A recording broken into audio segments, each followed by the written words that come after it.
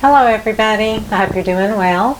Today I am using Arteza paints. I got my new box of paints in the mail, and it's a 14-pack premium acrylic paints by Arteza, and on the back it will show the colors: titanium white, lemon yellow, yellow ochre, gold, which is metallic, scarlet red, burnt sienna, crimson red, burnt umber, pale green, phthalo green, ultramarine blue, phthalo blue, Mars black, and silver metallic. So there's two metallics, a white and a black, and then you've got the other 10 colors. And it also will tell you the little symbol for transparency. So say for instance, white is 3 pluses, and it's a fully filled in square. That means it's totally opaque, which is not transparent. And then ultramarine blue has an open box with nothing filled in, so that means it's totally transparent. And then if you have a box that is half and half, that means it's kind of in the mid-range. The plus signs are for light fastness, so that they're all good on the light fastness. These are my new set of paints, and today I'm going to do an 18 by 24 canvas, and I'm going to do a little bit of a ribbon pour, kind of, and then put my own little tweaking version on it. But I just wanted to show you how they come really nicely boxed. And they're a little over 4 ounces in a pouch, so comparable to a tube of acrylic paint that you would get from the store. And so here are all the colors: black and silver, phthalo blue, ultramarine blue, which I'm going to be using these today. I want to do something with blues, and phthalo green. Those are the 3 colors I'm using. And then I'm going to use black and white. But there's pale green, burnt umber, titanium white, lemon yellow, yellow ochre, gold, which is the metallic, which is beautiful, scarlet red, burnt sienna, crimson red. And these are very highly pigmented acrylics. I just want to make you aware of that. And they really go a long way. And you do have to add water to it when you're mixing it 1-to-1. I will be adding these. We'll skip to the next part and show you them in the cup. So here are my colors in the cup. I've got the ultramarine blue, the phthalo blue, which is a little bit darker, the phthalo green.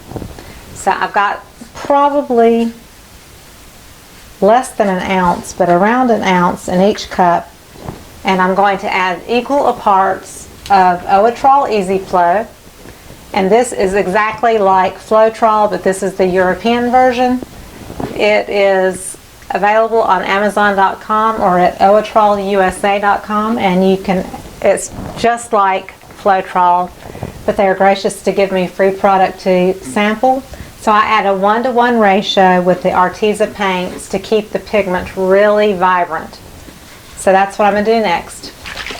I also have a bottle of water. In this red bottle, it's water. It's 10% Owatrol or Floetrol and 90% water. So it comes out just a little bit whiter, creamy looking, and that's why. So I'm going to add at least an ounce of the Owatrol to the paint, and it's going to be very rich and creamy. And then I will add water to it up to the top to get it nice and fluid to the right consistency. That is always the variable, is the water, and the water is based on the brand of paint you use and how thick your paint is. Then I'll also use Loft white and black instead of the Arteza. That's my go-to for the black and white is Loft Flow Acrylic. They will be mixed 1-to-1 and added with water as well.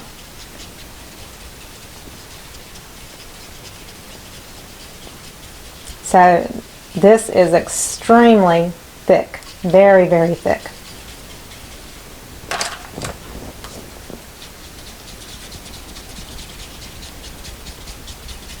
So here's the difference between Phthalo Blue, which as you see it's kind of turquoise as you're stirring it. Ultramarine Blue is more of a true, more towards the cobalt version of blue. So this one is a little bit more turquoisey, but beautiful nonetheless. And then the Phthalo Green is kind of a turquoisey green. It's a green, but it's got that little bit of that phthalo deepness to it that almost has like an emerald or deep emerald feel to it. So maybe just a little bit of a bluish cast, if you would say. So I've mixed all of those with the Owatrol, but they're all like very, very thick. You cannot pour with these, so you have to add water. And I may not have enough room in these cups for the water. We'll see. It's still way too thick. When your stick stands up in your paint, that means it is way, way, way too thick. And it's still very, very thick. I'm going to go ahead now and transfer these to larger cups. I made the mistake of putting them in small cups thinking I could contain it in that cup, and I can't. That's the thing about Arteza paints. They are super, super thick. Now I can add as much water as I need. Before I finish mixing these, and I'll speed through that part, I just wanted to show you these beautiful drips. They came from my neon painting the other day. You see that? And I put my painting on a table that had just a Dollar General plastic vinyl tablecloth. And they peeled up super, super easy right off of that tablecloth. So that is another source that you can pour on, is just cheap tablecloths that are plastic, and the paint came right off. So I was pleasantly surprised. I expected them to stick to it, and they didn't. So I have all these little beauties here. I'm going to put them aside. You want the consistency of like warm honey pouring off your stick, or kind of like the consistency of glue. Glue is kind of a good representation of how it should kind of come off your stick. But I don't use glue in my pouring medium. But you want that consistency, and this is still too thick. So that less than an ounce of paint, of Arteza paint, is probably making about 3 to 4 ounces of paint mixture. Once I get it mixed with that Owatrol and the water, that makes the mixture so much thicker. So now it's good. So we're getting ready to do some pouring. And I'm working with an 18 by 24 canvas. I'm going to base coat it with some white, just a skim coat, not super heavy. And I'm going to use these colors with black and white and do some fun things. So I'm going to zoom back out.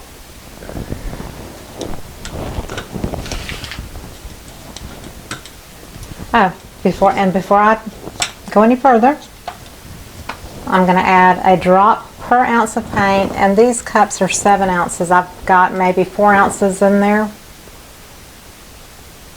4 drops. 1, 2, 3, 4.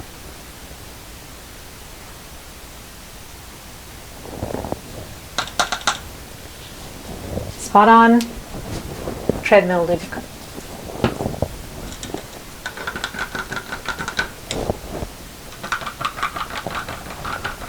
Just give it a little whirl. That's all you need. I have black and white in my squeeze bottles, and there is no silicone in the black and white. I have butcher paper underneath my canvas, which is excellent for catching drips, and you can save your drips on the butcher paper and it peels right off super easy. That is in my link below the video in my Amazon recommendations. And Then I've got a puppy tray liner underneath, which is also in my Amazon recommendations, or you could use the bottom of a washing machine liner. It's a little bit more square, and this is more rectangle, so just whatever works for you. This is for when I use my smaller canvases and I can kind of save my table a little bit. So I'm going to put my base coat down. I've got a Wilton Easy Glide icing and fondant spreader. I'm going to go ahead and put my white down. And I also like to take it over the sides to make sure that the color is consistent for the white on top of the canvas that is also on the sides of the canvas, because the white paint will be different from the primer that's already on your canvas when you take it out of the wrapper. So that way I always go over the edges and just make sure that it continues on the sides. That way the white is cohesive. This canvas is a hair loose, and I can see my stretcher bar in the middle. That won't be evident after I do this, but if for some reason when the canvas dries, I can always go back and spray the back of the canvas and let that dry real well, and that will tighten up that canvas.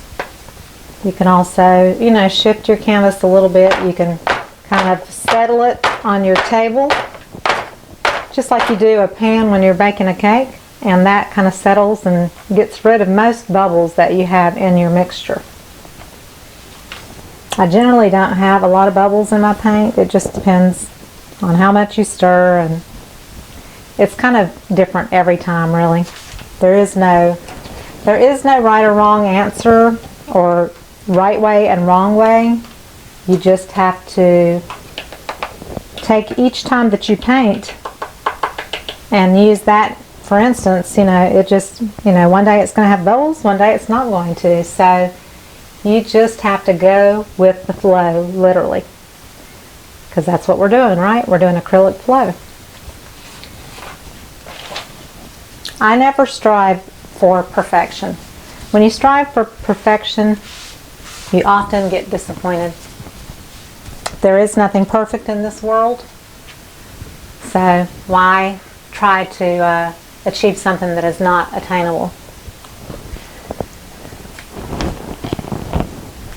I'm going to cover my white back up.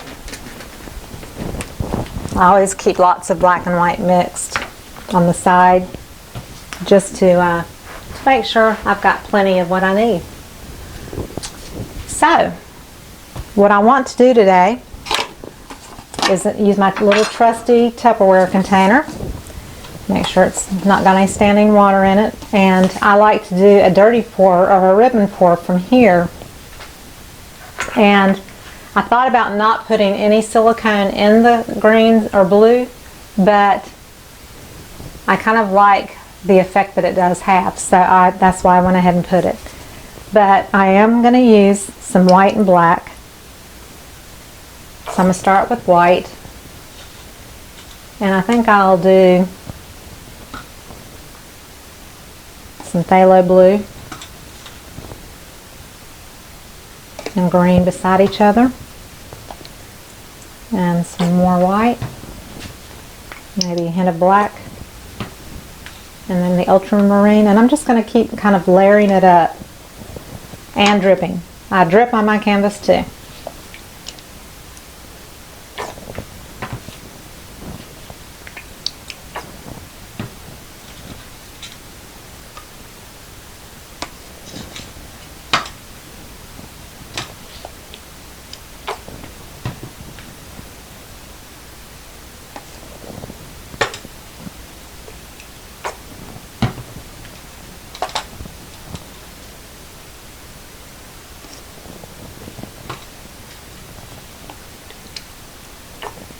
Okay, so I've got that. So that's my big container.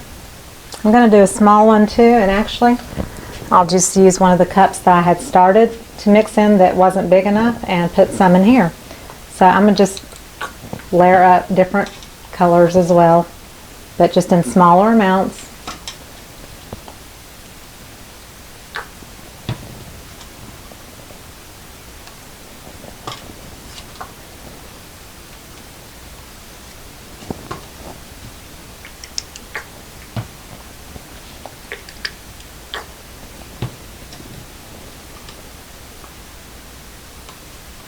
So I'll have that cup ready as well.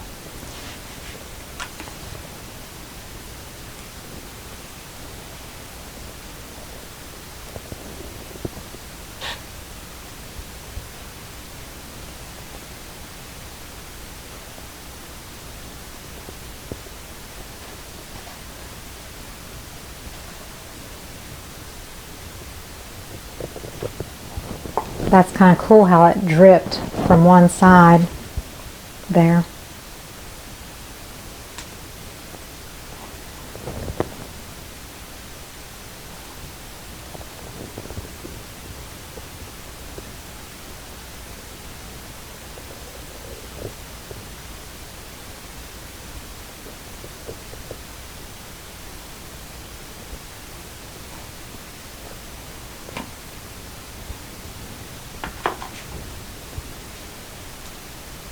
I love the colors already. So I'm going to use my heat torch.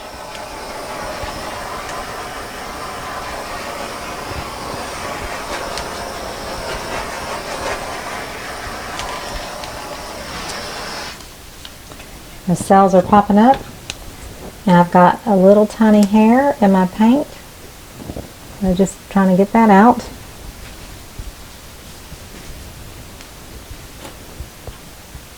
So I'm going to give this just a few minutes to sit and let those cells kind of work. Sometimes it's not easy to wait. We have a tendency to want to rush things when we're pouring, and I think that's sometimes your biggest mistake, is trying to rush your process, because you don't give your cells, if you want cells, you don't give them a chance to really do their magic. I'm going to go ahead and use this cup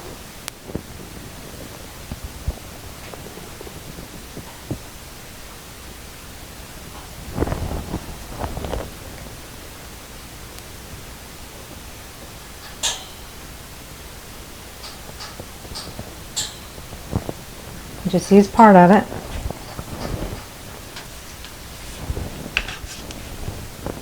Okay, so now I'm going to tilt just a little bit.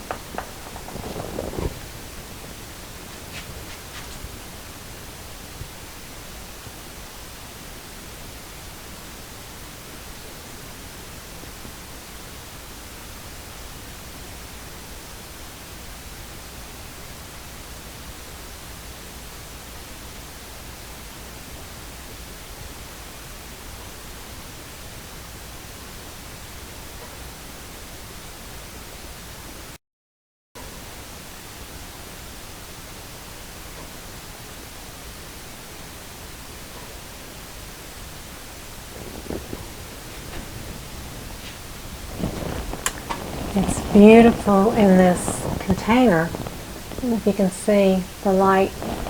I have the lights pointed away, so there's not so much glare on the canvas, but it's just really pretty inside the container.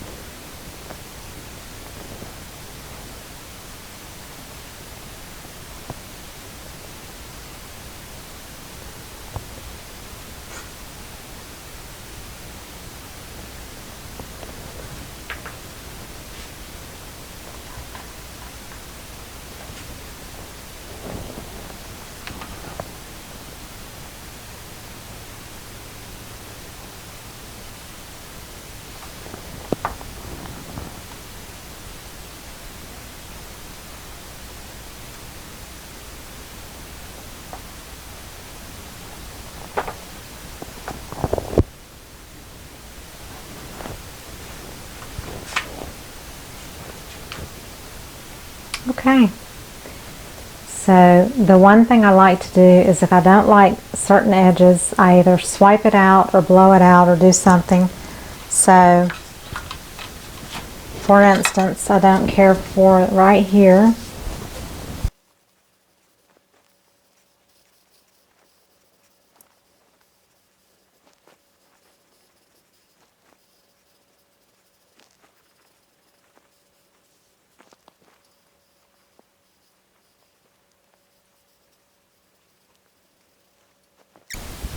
So the one thing I did on the previous pour that I want to do this time again is just do a little bit of blowing out with black, because I really liked that aspect of that against the pop of the colors. So you have to make sure your white is still wet enough for it to work. So wherever I'm going to do it, I need to make sure I have plenty of white around it. So like I'm going to do it one right here. I'm going to use my red straw for that.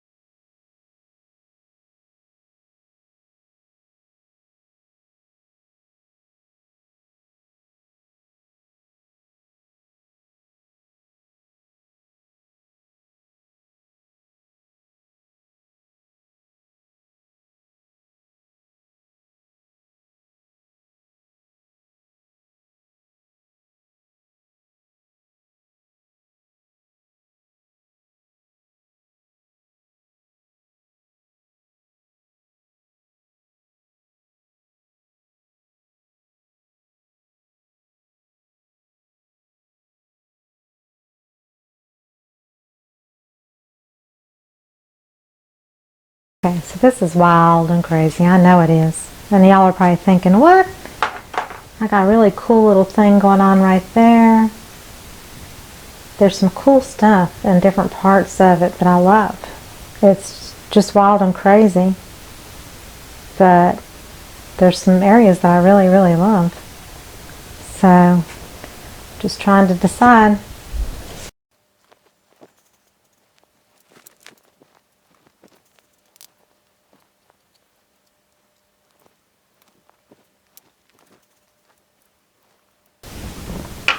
Okay, so I think I'm going to stop on this one.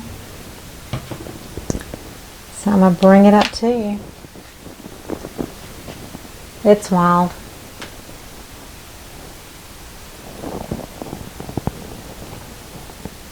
Look at that cool corner there.